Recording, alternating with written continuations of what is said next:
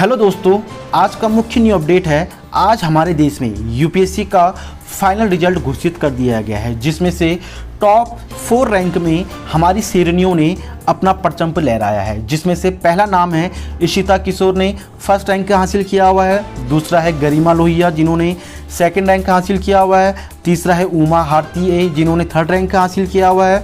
और चौथा है दोस्तों आपका स्मृति मिश्रा जिन्होंने चौथा रैंक हासिल किया हुआ है। तो दोस्तों ये काफ़ी ज़्यादा एक गौरव का पल है, जिसमें हमारी 4 शेरनियों ने अपना परचम लहराया हुआ है। और यह भारत का सबसे बड़ा एग्ज़ाम है, जिसमें अटेम्प्ट करना ही बहुत बड़ी अपने आप में बहुत बड़ी बात होती है दोस्तों। तो यहाँ पे हम पहले तो बात करेंगे यूपीएससी की महत्वपूर्ण जानकारियाँ, जो आप लोगों के लिए काफ़ी ज़्यादा महत्वपूर्ण रहेगा। क्या दोस्तों आपको पता है कि यूपीएससी में कुल कितने डिपार्ट होते हैं, या फिर यूपीएससी के अंतर्गत कौन कौन से डिपार्ट आते हैं? क्या दोस्तों आपको पता है कि आईएएस यानी कि जो यूपीएससी का सबसे बड़ा डिपार्ट होता है आईएएस, तो इससे पहले इसका नाम क्या था और आईएएस नाम कब दिया गया? क्या दोस्तों आपको पता है कि आईपीएस का पुराना नाम क्या था, या फिर आईपीएस नाम कब दिया गया भारत सरकार के द्वारा?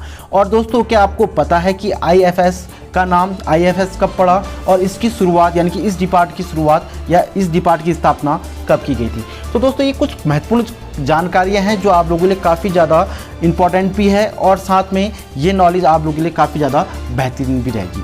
तो दोस्तों बात करते हैं पहले यूपीएससी की। तो यूपीएससी की अगर हम बात करें तो इसकी स्थापना 1926 में ली कमीशन के द्वारा की गई थी, और इसकी जो स्थापना की गई थी दोस्तों, यह भारत सरकार अधिनियम के द्वारा की गई थी। पहला पॉइंट तो ये ध्यान दीजिएगा।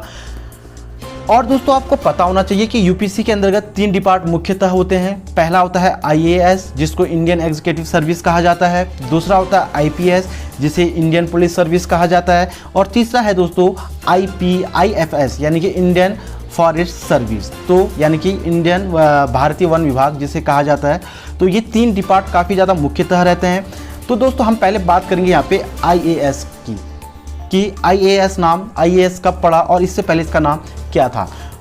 तो दोस्तों आईएएस की हम बात करें तो आईएएस की जो स्थापना हुई थी वह 1947 में हुई थी। हालांकि इससे पहले इसको आईसीएस कहा जाता था, जिसे इंडियन सिविल सर्विस के नाम से जाना जाता था। लेकिन देश आज़ाद होने के बाद इसे आईएएस यानी कि इंडियन एग्जीक्यूटिव सर्विस का नाम दिया गया। और ये काफ़ी बड़ी बात है कि भारत में आईसीएस पास करने वाले जो पहले व्यक्ति थे उनका नाम था सत्येंद्र नाथ टैगोर, और इन्होंने पहला आईसीएस पेपर क्या किया था दोस्तों, पास किया था।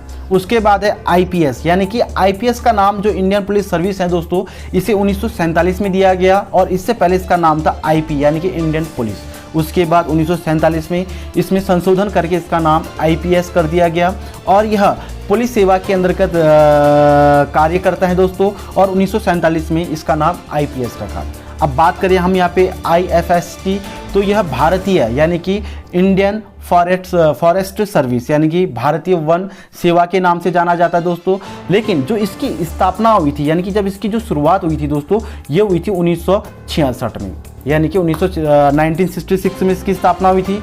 लेकिन उससे पहले 1947 में 2 डिपार्ट हमारे यूपीएससी के अंतर्गत रख दिया गया था, जिसको हम लोग आईएएस कहते हैं, या फिर हम आईपीएस कहते हैं दोस्तों। तो यह मुख्यतः 3 डिपार्ट यूपीएससी के अंतर्गत होते हैं, जो हर साल एग्ज़ाम कैंडिडेट करवाती हैं दोस्तों, और इसी डिपार्ट के अंतर्गत इनको क्या किया जाता है दोस्तों, ज्वाइनिंग दिया जाता है। और दोस्तों आपको पता होगा कि यूपीएससी क्वालिफाई करने के बाद, यानी कि अगर आप यूपीएससी का एग्ज़ाम क्वालिफाई करते हैं तो आपको 3 डिपार्ट दिए जाते हैं, आईएएस या फिर आईपीएस या फिर आईएफएस। और इनका जो मुख्य ट्रेनिंग संस्थान है दोस्तों, आपको पता होना चाहिए, वो है आपका उत्तराखंड के देहरादून जिला और मसूरी एरिया, यानी कि जो मसूरी विधानसभा क्षेत्र हैं दोस्तों, वहाँ पे यूपीएससी यानी कि आईएएस आईपीएस या फिर आईएफएस की क्या होती है दोस्तों, ट्रेनिंग होती है, जिन्हें हम नाम देते हैं, या जो संस्थान इसका ट्रेनिंग कराती है उसका नाम है लाल बहादुर